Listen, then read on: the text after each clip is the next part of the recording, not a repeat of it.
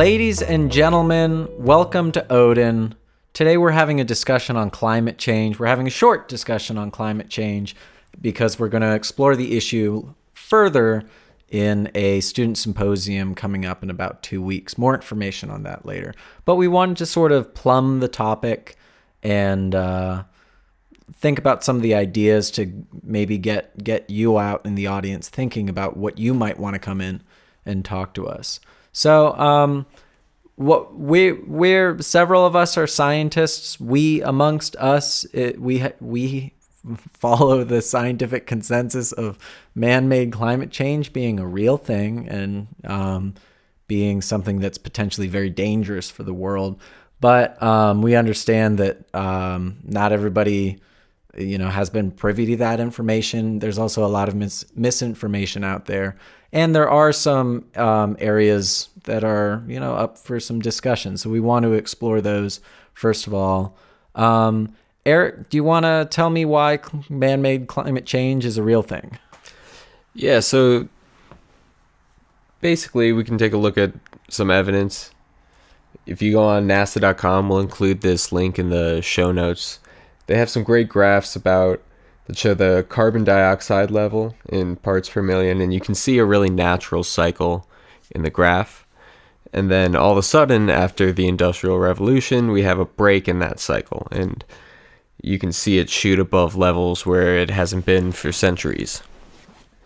So if you've never taken a look at the data before, this is a great source, and we implore you to go ahead and take a look at it. Yeah, NASA, their job, it's National Aeronautical Space Administration. They deal with the atmosphere. That's one of their areas under their purview. You might be asking, why is NASA telling me about climate change? But part of what they do is space exploration. The other big part they do is study the Earth and mostly its atmosphere. Yep, and definitely. Climate change is a product of us. Man-made climate change that we're dealing with right now is a product of us pumping carbon dioxide and other GHG, greenhouse gas emissions into the atmosphere. Do either of you? I want to add a little bit about something else that NASA has, that since they are NASA, they can shoot things into space. So for the past few decades, they have a record of the temperatures on Earth based on satellite visions. And you can actually see the different areas of Earth that are warming the most. And areas like the Arctic, from their data, are warming up at, I think it's 6 degrees at this point. So they have that information too. Yeah. So we can see this very clear break in the concentration of different gases in our atmosphere. And when energy comes in the form of visible light from our sun, it gets through most of the atmosphere and hits the Earth, and it's absorbed by the Earth. And when it's re-emitted, it's actually emitted as different kind of light in the infrared band.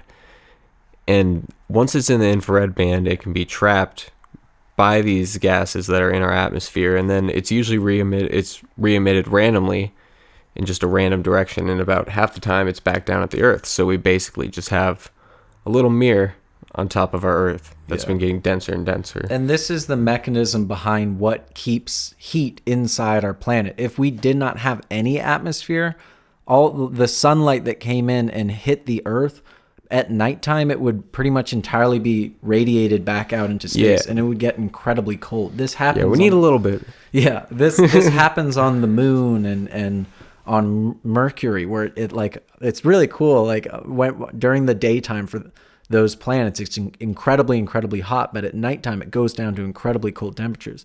So we need an atmosphere to when that light is in this case it's infrared radiation, heat is re-emitted back out into space. We need an atmosphere to be in that way to catch some of it. The trouble is we're adding more to the atmosphere, so it's catching more of that light and sending it right back to heat things up again. Yeah. Another closer to home example besides the moon and Venus are just deserts. in the daytime, deserts are just extremely hot. Everyone knows that. But then I'm sure some of you have like watched Survivor Man or something, where it shows at nighttime it gets down to like below freezing in a lot of these deserts, just because there's no atmosphere, especially no water vapor in the air to help trap that warmth. And water vapor is actually a greenhouse gas. Like water vapor is one of these gases that traps light and sends it right back. And that's one of the runaway effects. I want to be careful with runaway effects, because that initially came from us studying Venus, and then runaway effect to the point where like life is not possible. You cannot have life on that planet anymore. But for our purposes, I'm going to use the same word. But so the water vapor, we know when it gets hot, there's more water vapor that evaporates in the air, and that traps more heat, and that will make more water vapor get in the air, and that traps more heat. So that's one of the potential runaway effects that people mention when they're talking about GHG emissions. Yeah. So this is a little taste of the science behind climate change. This stuff is incredibly well documented. Scientists have been studying this stuff since the 1960s, and in addition to really understanding the science behind it, we now have clear evidence that that the global temperatures have been rising. Average global temperatures have been rising since the Industrial Revolution at I think an accelerating rate, and some of that comes from us like drilling holes into the Arctic and pulling up ice and being able to determine what the temperature was like back then. Some of that is literally just like, your Weather Channel. They're measuring the weather, and we've been doing that since the 60s, and clearly showing that the climate has been getting warmer. One thing I want to address next is that I think at least in the United States, it seems that there is being a shift towards people acknowledging that climate change is a real thing. But one of the sticking points is people saying, well, the climate has always changed. Why? What's different now? What is the evidence that humans are doing it? Why isn't this just a natural cycle? And I would encourage you again to go to that NASA webpage. They really kind of spell out the evidence that shows that this is really man-made stuff, and we can get into a little of that. Yeah. Well, now that we have that done and we all agree on that, how immediate is the problem of climate change for you all? Well, how immediate? So maybe we should talk a little bit first about the time span that climate change is supposedly going to happen on. So, because this is one of the areas that is up for debate, that is up for discussion, where there has been misinformation on the side of the left and the right, of people having super doomsday scenarios of, like in the 2020s, we're all going to be underwater, where that's not true. But the reality is still, it's not good. But go ahead, Addison. So I think the benchmark measurement that they use is global mean temperature increase from the year 1900 in degrees Celsius. So that's where a lot of people, I think the Paris Accords, this might not be right, but I think they try to cap it at 2.5 degrees Celsius. I think it's 2, but it doesn't. Yeah, and then what I've heard of as like the doomsday scenarios were like if we get above 4 degrees Celsius. Mm-hmm. Yeah, that's like full. I read something today that if all the ice in Greenland melts, that's like around 100 feet or something of sea level rise, which would put most major cities underwater. Yeah, like a lot of Florida just completely underwater. A lot of Florida, a lot of the eastern coast, the west coast of the U.S. And that could happen. There are projections that could happen as soon as 2100, which seems far away. But from what I've read, I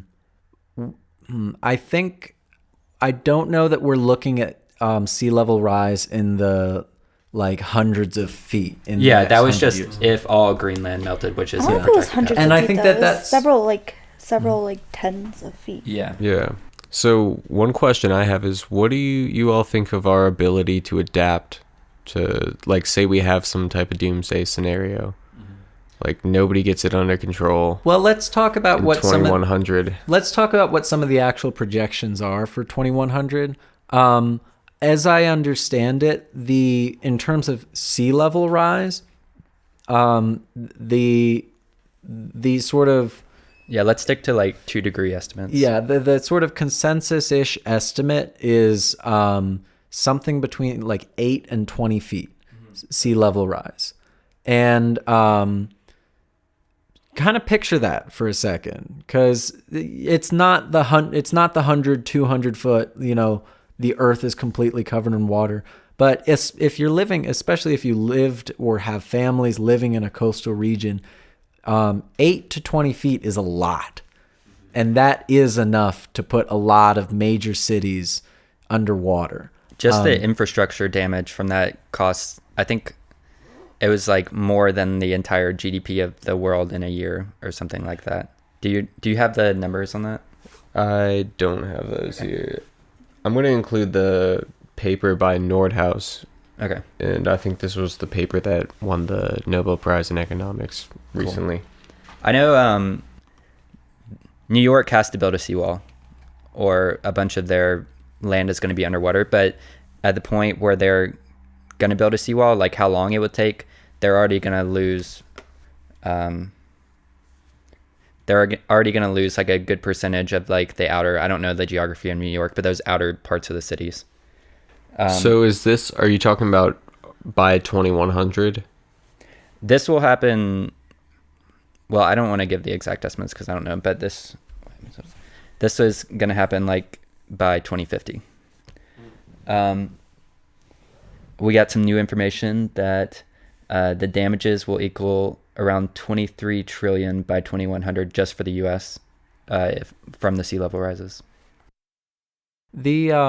And I think an important thing to realize about the climate change discussion now is that it used to be kind of centered around what can we do to, prevent climate change.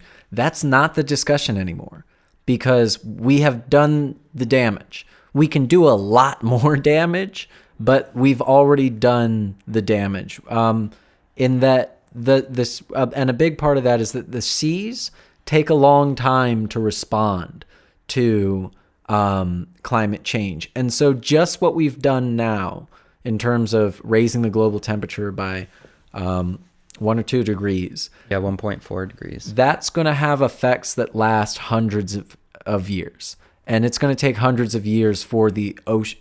We're going to be seeing hundreds of years of change. And I think it's really interesting that's the world that we live in now. Is it's not about preventing it. It's on the way. It's about figuring out how are we going to adapt to a climate that is now, going to be changing as time goes on, and also what can we do to prevent this from being worse. So there's two biggest things that I want to hit that could be the results of climate change, and then I don't think we should get into how we should prioritize it in terms of global impacts. The one is obviously everyone's heard of, just storms. All storms are going to get worse. Your weather is going to be very inclement. There's going to be way more Category 5 hurricanes potentially hitting all the way up to like New York and all that. And we're already experiencing that of worse hurricanes. Like in the last 20 years, the United States has faced its worst hurricanes in hundreds of years at a greater rate. The actual science tying that up, explaining that in terms of climate change, it's important to note that we don't have it completely down. Like we don't have perfect models that link the two and explain the two, but there is a general understanding that when you're putting more energy into when you're literally putting more energy into the atmosphere and the climate, that does contribute towards these worsened conditions. Yeah, and I think we're gonna have to update our models pretty much every year. We're gonna have to, have people at NASA keeping track of these things and looking after them, because the climate is a multivariable system. Yeah, it has so many variables in it that change depending on human behavior, which itself is a wild variable. So, and I think that that's an interesting point of discussion within the climate change framework. Is it's important for people to realize that the global climate, is about as complex as and changing a system as you can talk about. Yeah. So it is hard to have, we know exactly what will happen. We know if we do this, then in 40 years the sea levels will be this. In science, it's very, very, very difficult to predict complicated, chaotic systems. However, that doesn't mean that you can throw everything out the window. However, all of our best projections look kind of rough. Yeah, and yeah, I don't see any projections that say temperature is going to go down.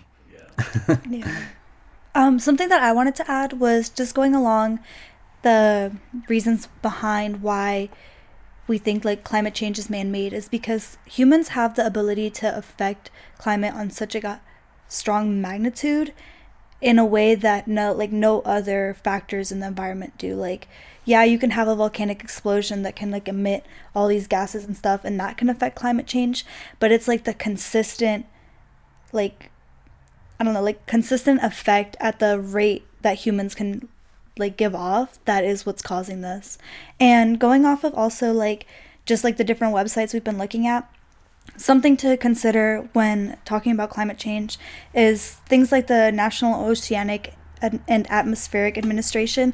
They have really good models that depict where the water is going to rise, how it's going to rise, and they show all of these areas on the map. So you can see in the US, the tidewater, Norfolk areas, all of those things that are going to be underwater. So if you think about, again, the human impact, it's not so much that, climate change, climate change is a human man-made impact, but it's also going to affect people living in those areas because people have chosen to put themselves on the coastal regions. It's a desirable place to live. And so when we're thinking about the effects of climate change, we have to think about the human aspect as well as the environmental aspect, because it's going to affect the economy, it's going to affect people's lives, it's going to affect infrastructure, it's going to affect people's homes. So many people are going to be displaced if you think about just the different projections. And this is one of the biggest concerns with climate change is human displacement, because in first world countries, that's something that we might be able to deal with. We might be able to manage, moving people out relocating them. Yeah, relocating people out of certain areas of New York, out of the tidewater areas. That's something that we do have the resources to be able to cope with. In third world countries, where people, the civilization is built along these coastlines, these countries do not have the resources in order to handle huge portions of their population needing to get up and go elsewhere. Yeah, and where are they going to go? It might not necessarily even be the coastlines. It might just be that your country has such an arid climate that you cannot grow enough food for these people. Yeah, and they will start migrating. The biggest one to me is there's obviously the North African countries, but India is going to just have huge problems with climate change, and there's so many people in India, and they're going to be trying to migrate who knows where, China, Russia, and those people are not going to be happy with all those immigrants. I think we're going to have to learn how to deal with that, and I think that's something we're actually learning as a society now, is mass migration in an era where there's not much unclaimed territory. Also just where immigration is not ideal. People don't want immigration. Yeah, they don't want where they're immigrants. forced. And so that's going to be the biggest thing. It's just kind of I don't know if it's a nationalistic aspect, or if it's just kind of this is my country. We've worked for it. We don't want people coming in and reaping the benefits. I thought you were talking about people not wanting to leave, but yeah. No, I feel Either way. I don't know how people what people's perspective is on leaving. Obviously I feel people might not want to leave, but I feel it's the people in the country where people are arriving to. It's they don't necessarily, they're not welcoming. Yeah. Well, there's rational reasons to you not want a whole group of people equally as populous as your group of people with a different culture move into your culture. That's just going to throw so much chaos. Yeah. And that's the We're real gonna key have to figure out how to deal with it. is creating chaos, of disrupting the natural sort of normal status quo life. That we've seen that in Europe, that mass migrations out of the Middle East from the Arab Spring has resulted in a lot of political confrontation, a lot of political divisiveness and conflict, because it is something a culture has to figure out how do we want to adapt to. It is something that an economy has to adapt to. How do we provide jobs for these people? It's something that creates a lot of conflict and a lot of instability. And that's, I think, one of the biggest things to be concerned about moving forward with climate change, is that this is something that's just going to destabilize global systems and not to say that we're all super harmonious, stable, but Yeah. the thing is, that's the sort of thing that makes things worse and causes conflict. It really, I'm almost disappointed. I am disappointed in the world about the response to climate change, because here's this gigantic, let's call climate change the gigantic antagonist of the 21st century for humanity. Something finally all of humanity can come together and fight against as one, and we can finally become not warring against each other. But of course, we're blaming each other. We're doing all we can to put the blame on someone else and not work together. But I want to, this is an area of discussion that I think is very fruitful in climate change. Is it's very easy to have an extremely pessimistic, angry view at humanity for not having dealt with this. But when you take a step back and think about it, all of our energy systems largely have relied on, burning fossil fuels. And that has provided everything that's good about, that has run our civilization. And the amount of good that has done globally is incredible. And so to me, it is not a shock at all that we haven't done much about it, because we're talking about trying to radically alter, the systems that have given us civilization. And so to me, it is it's not that we suck or whatever. Yeah. It's that it is human nature to, I want heat. Yeah. I want electricity. And I think it's important to not understate the importance economically of the Industrial Revolution, because if you look at things like GDP per capita for every country, basically a measurement of wealth per person, before the Industrial Revolution, it basically was proportional. It was basically the same thing all the time. They called it subsistence living, or Malthusian economics, where it's just if you have more people, you need more capital to build stuff and basically just get people through the day until they die. Yeah. And then after the Industrial Revolution, everything changed and we started actually acquiring wealth. Individuals were able to acquire wealth for themselves by trading their own labor and actually making something productive, like something scalable and productive, and it completely transformed society. And we've been lifting people out of poverty ever since. Something I want to add but to the problem that, to pay, the price we have to pay is we're burning resources like crazy to produce all this stuff. Something I want to add to that, though, is that's what's part of the climate change debate, is that the Industrial Revolution, or at least the first wave, it affected the Western world. And now you have the second kind of industrial wave of these underdeveloped countries and developing countries that are trying to industrialize, that are moving into this industrial thing, and they're getting kind of this feedback of no, well, now you guys need to curb emissions. We all need to curb emissions. Yeah, do and we to have some a right extent, to tell a country to stop? Yeah, when and it's what is fair? It's is it fair to allow them to go through the same process to have them achieve the same level that we're living at, or is it fair to tell them no, like you guys have to find a different way. And fair, but also to view it from sort of a bird's eye view. It is inevitable that those nations are going to develop in a way that does produce a lot of, emissions, but it is inevitable that they're going to develop that way because it does make life better for them. Like they need to. That's the only way that they're going to be able to need heat. move forward. And that is a beautiful and positive thing, but we are staring the great consequence in the face of climate change. And we do have a lot of people who are working hard every day. It may not be some type of unified government force or some type of international government that's taking it on as a coalition, but I mean, we have plenty of hardworking sciences developing solar panels and all types of renewable technology. And a lot of it going on at Virginia Tech. Yeah, true. And I think that this is where the change that needs to happen. I say this.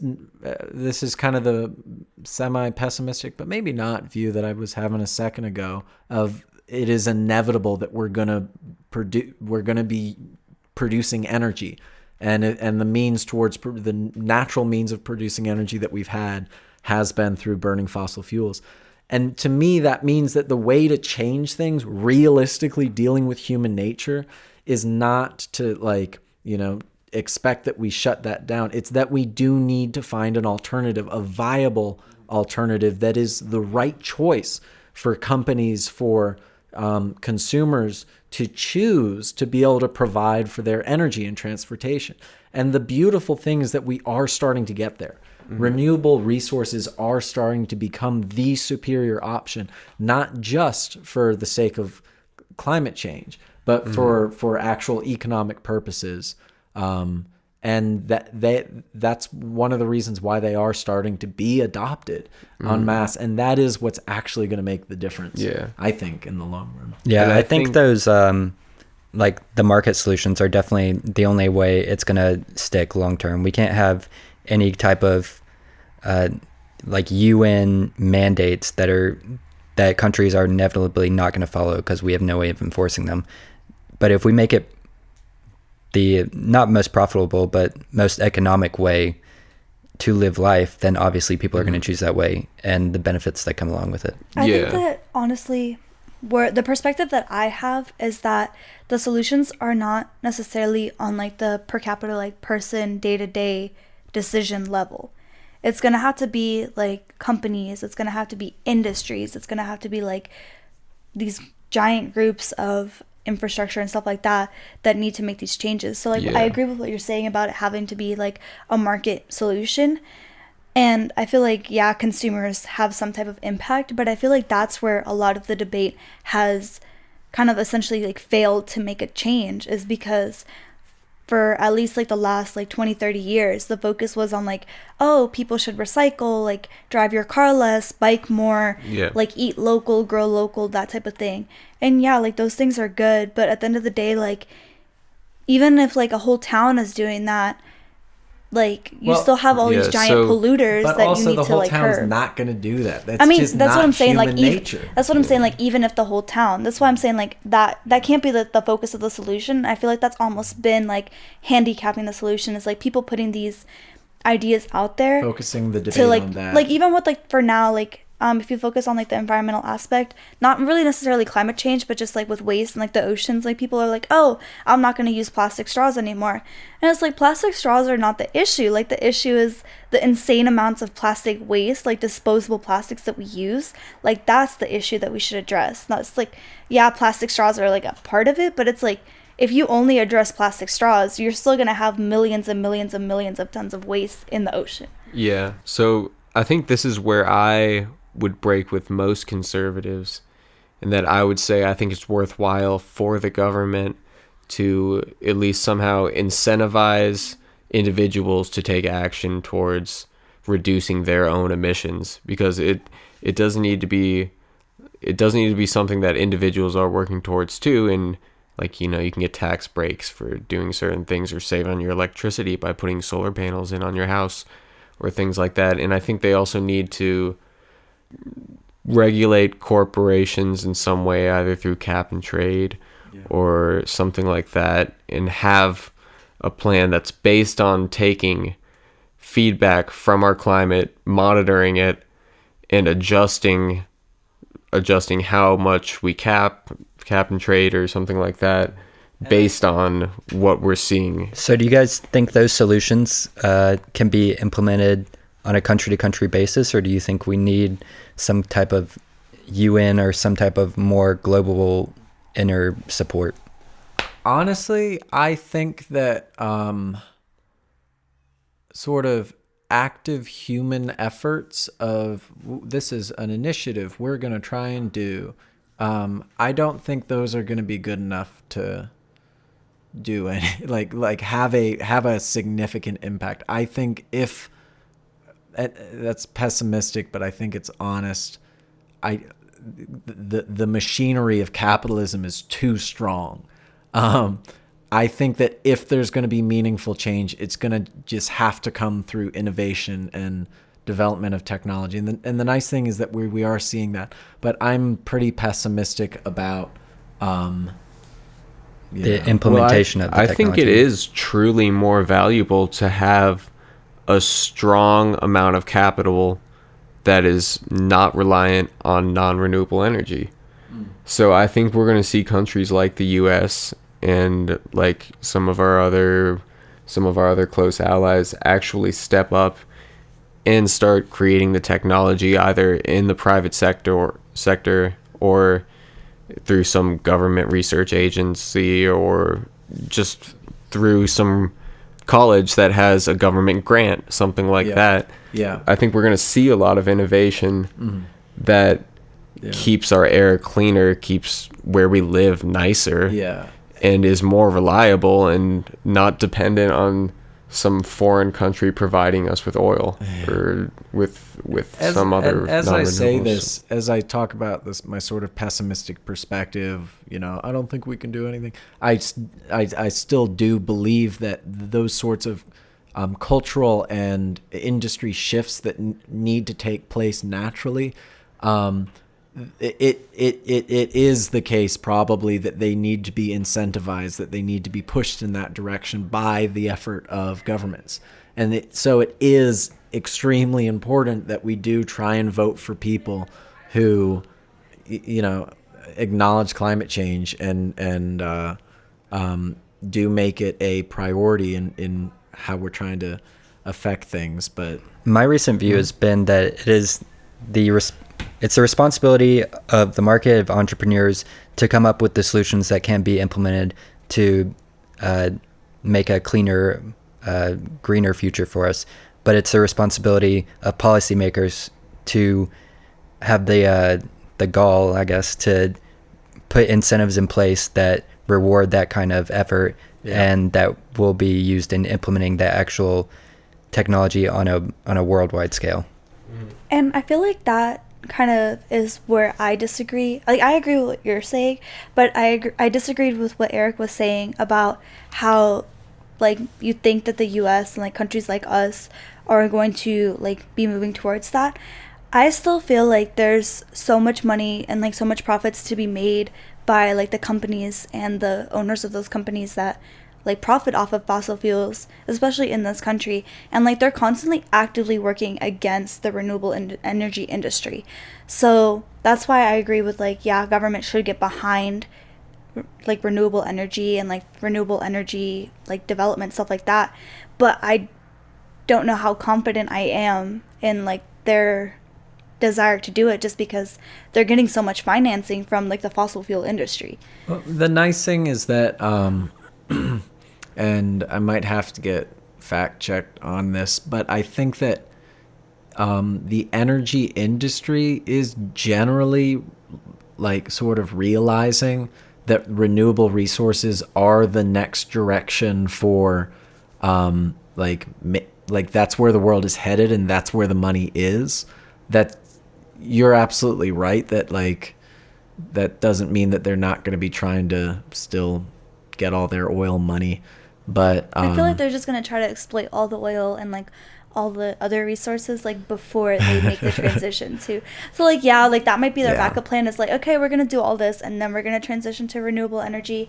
But I just feel like the change, like, I mean, maybe I'm more pessimistic, and I just feel like climate change. I just feel like climate change is like such an important, like, time sensitive issue that I don't think that we should really even be continuing to like use fossil fuels. Like, I feel like the change needs to be fairly like soon. I think a lot of leaders of these corporations may absolutely be greedy, and they absolutely are profit driven. They're legally bound to be profit driven if they are the head of a public corporation.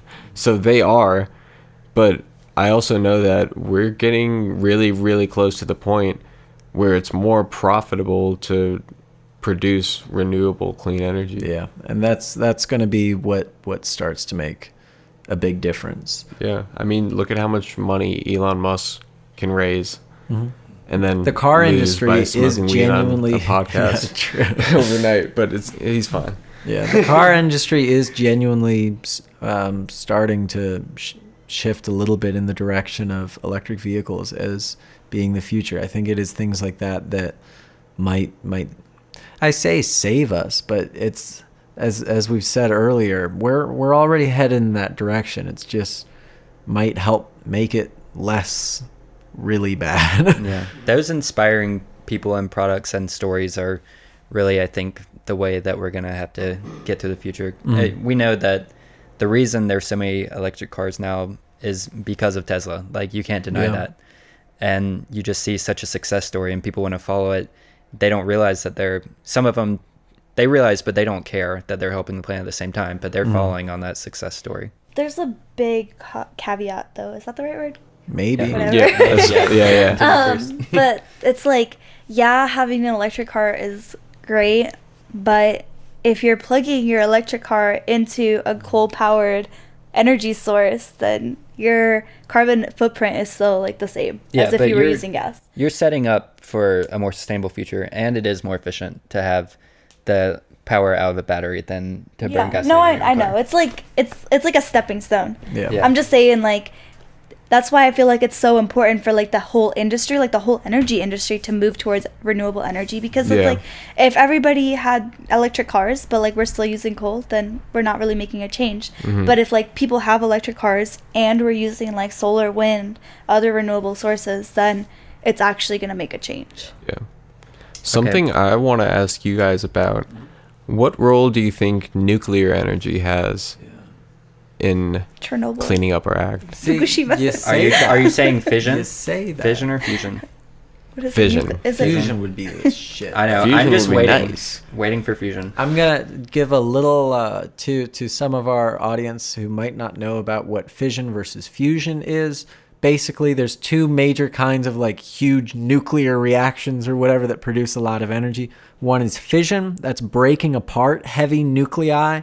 And that's what like an atomic bomb does.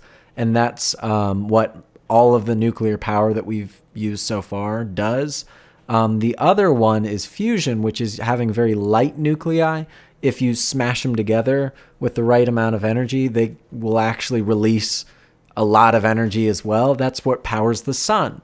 And in theory, nuclear fusion is like produces no nuclear waste. It's more energetic even than nuclear fusion. It does not require the like rare nuclear materials. It would be amazing. It's the dream. Yeah, it's what we've been working on for like decades now as the like go-to solution for climate change. But the trouble is it's really hard because you have to put in a lot of energy to squish those guys together, and they release a lot of energy.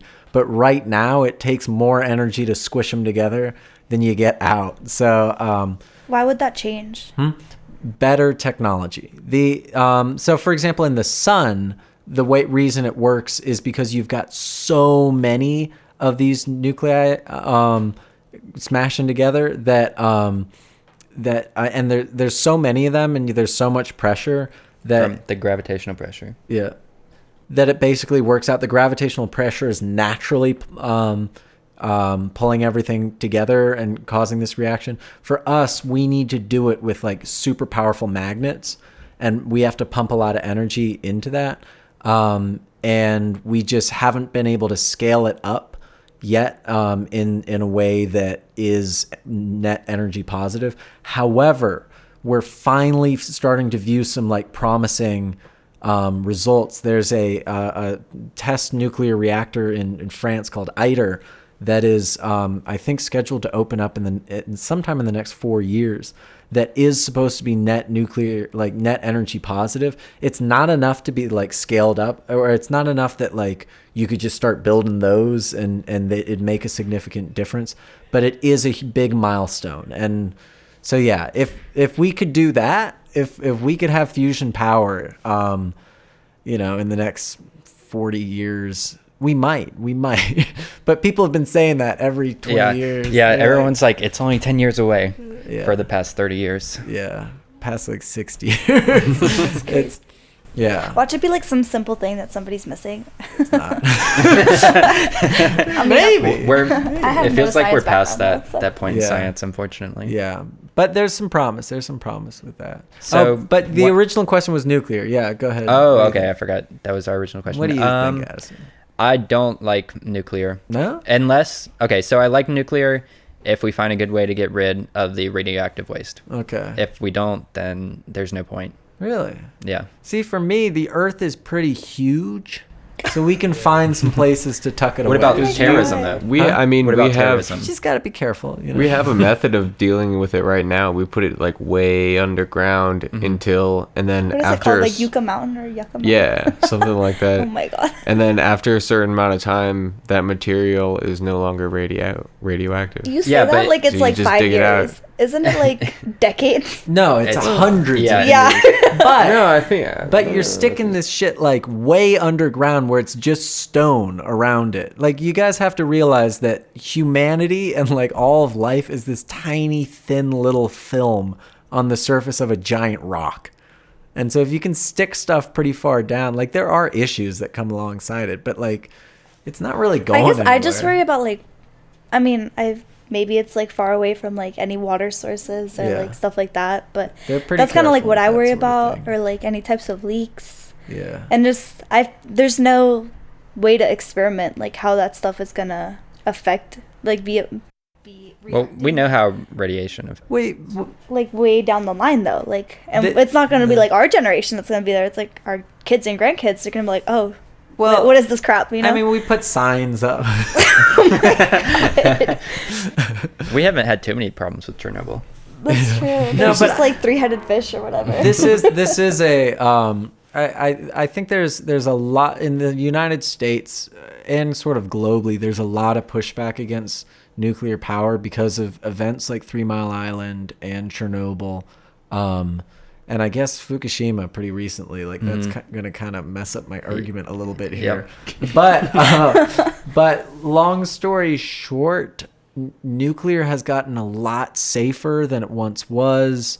That things like that really shouldn't be happening.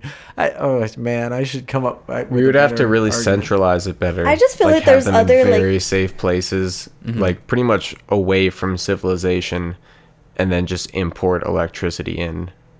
Yeah. I don't know. I guess what I then go to is if it's away from civilization, like it's still in the environment, and we can't isolate ourselves from the environment. Like there's animals, like the air, the water, everything circulates. So I'm a pretty big fan of nuclear power. I think it's something that is underutilized given its potential, and it's something I think is underutilized because of public perception of it, that we're really scared of it. But we are scared of it for a reason. I think that I just think that we're too scared of it than necessarily we could be. One cool thing is thorium powered. Do you guys know about thorium powered nuclear plants? Yep.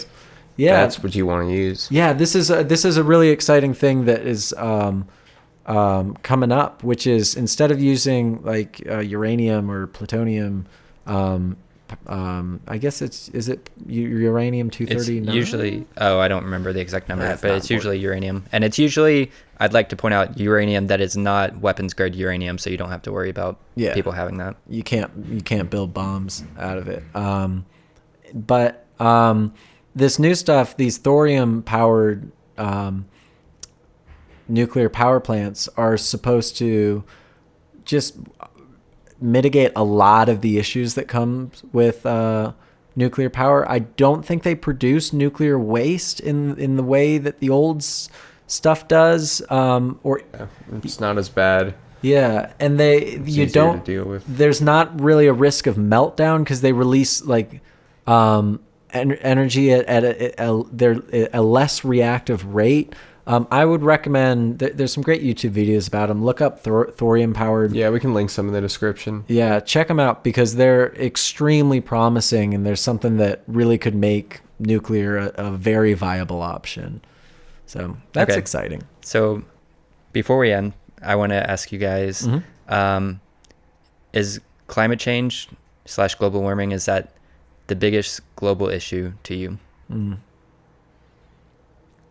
To me, it is arguably one of the biggest things that's going to screw us over.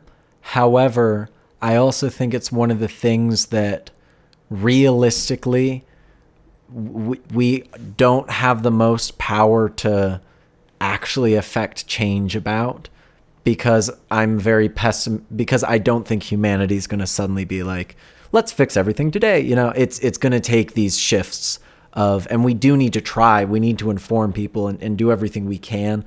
But realistically, I see it as almost just this inevitable course that we're on. And so, although, yes, it is one of the biggest things that's going to mess up our future or biggest problems that we're going to have to face, I also see it almost as being, it's... So climate change is not a result of nature, but it's a result of human nature. And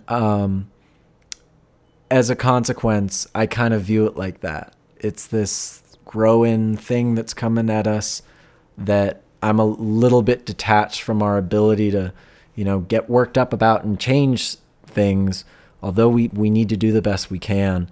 So I almost see it as an inevitability of life coming up.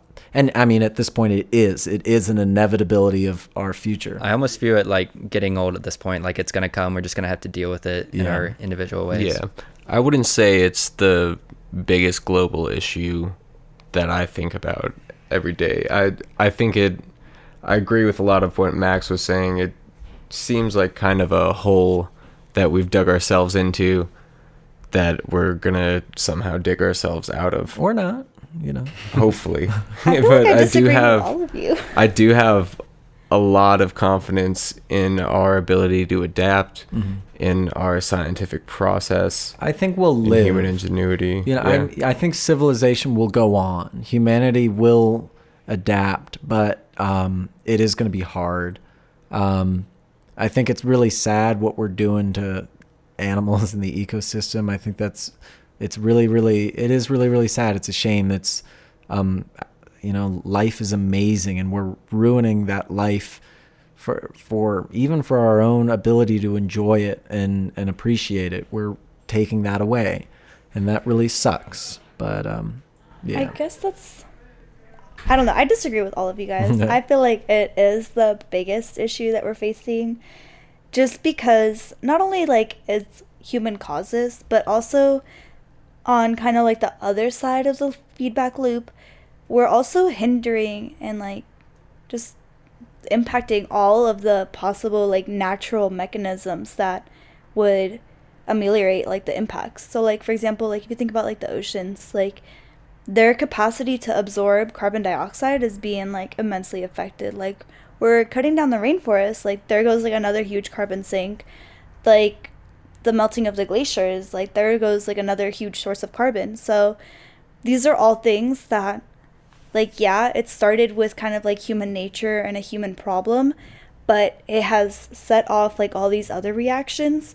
And yeah, I agree, like we may not have the capacity to control these things and like rein all these things in, but I feel like it's so important that we focus on it and like we try to do something, because that's like my biggest fear is kind of just like I guess not my biggest fear, but like just like how I am as a person, like I always plan for like the worst case scenario. And I feel like as a society, like as a international society, that's what we should all be planning for, because if we plan for like, oh, like it's only going to go up by 1 degree and then it goes up by 3, like all of our plans are just going to be like, okay, whatever, like everybody's going to be scrambling last minute. But if we plan for like we try our best to like make sure it doesn't go above 2, like 2 degrees, like 4 degrees, I feel like we'll be better off. And I feel like in the long run, like it's just going to make our society better, just because like we do have the capacity to like control the energy sources. We have a capacity to see. I don't think society. We do. I genuinely do not believe that. I think if you had a button in front of you that could, fix this, I think you would press it. I think most people would press that button. But when you bring all of us together, but I'm not talking about bringing all of us together. I'm talking about like in governments, talking to those corporations, talking to those industries. Like it doesn't even have to go on like a person to person level, because I feel like people to people, like they don't really care where their energy comes from. They just want to make sure the lights come on when they go home. So I feel like that's where the focus should be, and that's where the focus can be, is like if a government, like if the US government today was like, okay, in 2025, like 50% of energy across the US has to come from like renewable energy. Like, but I don't think if they said that, what would happen? Yeah. Who would do it? I mean, I don't know. That's the thing, and I think this is. But it's like I feel like we have to try. That's the problem. Is I like, agree. People are so worried I mean, about how trying. do we try? They're so worried about like the outcome. They're like, oh, it's gonna bankrupt the industry. Like the industry is gonna like fail. I agree that we need to aspire to try and we need to do our best, but I think that we need to be real. We need to, in order to best solve the problem, we have to be realistic about what we will actually do and what humanity will actually do. I think this is probably my biggest issue with the left, is that I think that the left works in ideals. They work in what would things be ideally. And so as a consequence, I think the left is often right about issues. It's absolutely correct that ideally we would, industries would across the board change their practices immediately. We would all acknowledge that. Ideally, we would all step up and make the world a better place and deal with this as quickly as we could. You are absolutely correct that is the ideal and that we should be working towards that ideal. But if we have that be our expectation that we will do that, or have it be in our mindset that we need to plan with that kind of an approach, it will never happen. Because humans do not operate in that way. But do you think that we would get closer? Like if we plan for this, like do you think the outcome would be closer than if we plan for less than that? I think we need to plan for us doing a bad job and trying to get to that. But that's what I'm saying. Like I'm planning for the worst outcome. But you're planning to prevent the worst outcome, not to mitigate the worst outcome. Like seawalls and stuff, or mitigation instead of stopping. No. Oh no, I'm talking about like everything. Like when I say like the worst outcome, I'm talking about like, okay, let's aim for this, but also build the freaking seawalls, because granted, like things are not going to happen the way we think that they are. I think you could solve, if we all dropped everything and we tried to stop climate change, we could do it. We have the technology and stuff, but when you maximize that stopping climate change, you're going to throw the rest of the world into chaos that would have been worse than what climate change would have brought. And I think that's what you're getting at. What I'm getting... Like, you'd have to fire so many people from so many coal jobs, and you'd have to just stop all these drilling things immediately, and who knows what would happen when those sites aren't cleaned up. Or, for instance, you tax emissions so heavily that a large majority of your rural class goes into your cities in riots, like in France. When you maximize one thing, you're going to affect everything else. Also, just on that point, we don't have the technology to across the board implement completely renewable resources, because a lot of renewable resources don't work all the time, and you need energy storage. And that's one of the biggest issues is in storing that issue. But what I'm getting at more is that if we approach with an attitude of that idea of, if we all get together and do this, we can fix it. If we blind ourselves with that mindset, then I think that we will fail, because I think that will not happen. There's no way that will happen. There are too many people who, already do not believe in climate change. There are too many people who are incredibly resistant to it, who have their entire life is built in a way that is opposed to shifting in climate. There are too many people who are lazy, and government moves too slowly. So if we work with that mindset of thinking in terms of ideals, thinking in terms of the best response, and thinking we need to do that, we are not being realistic with what the world is and will be. We need to plan. For me, we need to plan with the understanding that we will do a shitty job, that humans will be slow and resistant to change. And that only by understanding and embracing that realistic picture, that in the next 20 years, things aren't going to magically turn into everybody being gung-ho about it. If by being realistic about that picture, then we can start coming up with realistic solutions. That's kind of my mindset towards this, I mean, so I completely, I agree with you though. Yeah. I'm not saying that. I don't think anybody is going to ever be 100% gung-ho about it, and I don't expect anybody to be 100% gung-ho about it. But I feel like for politicians, like, you can have a conservative and a liberal, like, both planning towards climate change. And, like, I want to see it. Huh? I want to see that. But that's the thing I wish. That's just, like, from, like, the political perspective. The reason, like, I feel like it gets so convoluted and so messed up is because of all of the, like, the private, like, monetary interests that are invested in it. But if you just, like, look at it from, like, a pragmatic, like, economic aspect, from a pragmatic social aspect, from, like, those aspects, then it makes sense to, like, move forward and do something to prepare for climate change. And it doesn't even have to be like people have to do it. I really feel like it's like the industries. Because essentially, at least so far in Congress, I don't think any Republican representatives have brought up any type of legislation addressing climate change or anything like that. They've agreed on some, but I don't think they've brought up any. On a city-by-city basis, what's interesting is a lot of cities are now incorporating into their planning climate change. Like the comprehensive plans. That's what I'm talking about. Because, is like climate change is because they have to. Huge part of like comprehensive planning. That's like where my background is like planning. Yeah. So that's why I know the military especially is taking a lot of interest in like setting up their bases around what's going to happen from climate change. Yeah. That's what I'm saying. It's like you see when things aren't like getting money from like the private sector, you see people acting differently. But if they have a financial profit to make in this day and like if today, if I'm going to make $100 million by not acting on this, like 10 years down the line, like people are going to accept that. And I mean, like that makes sense. Like that's human nature.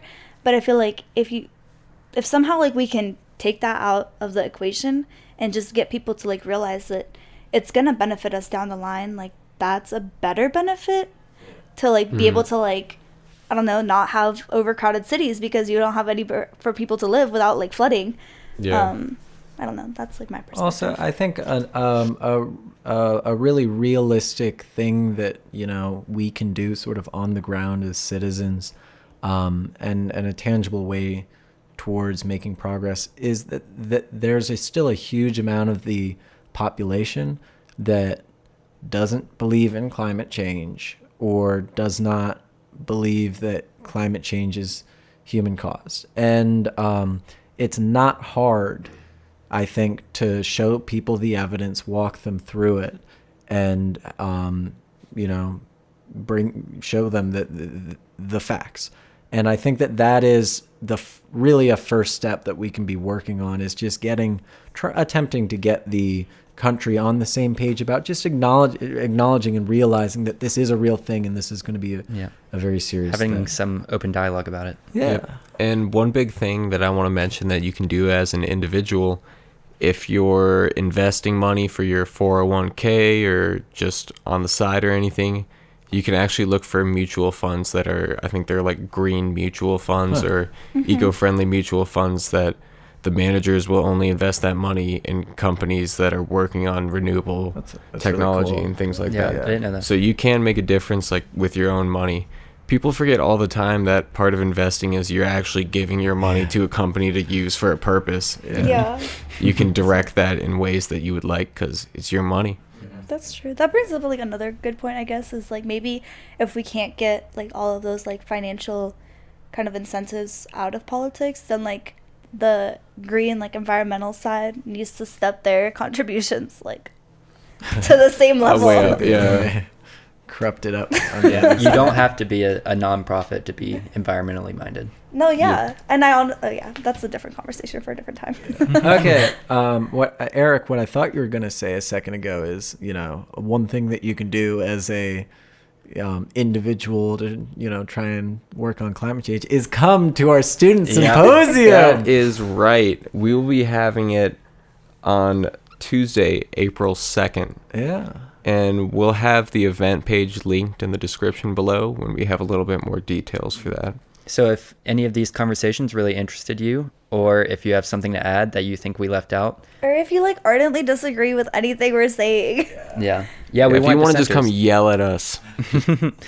Then come. Yeah. Okay. Ladies and gentlemen, thank you very much. We'll see you next time. For more information on ODIN, check out our social media linked in the description below. If you'd like to attend a discussion, check us out on Facebook. We frequently update our events there. If you'd like to start a show or pitch a topic, send us an email at odinspeak@gmail.com. That's ODIN speak@gmail.com. Thanks for listening.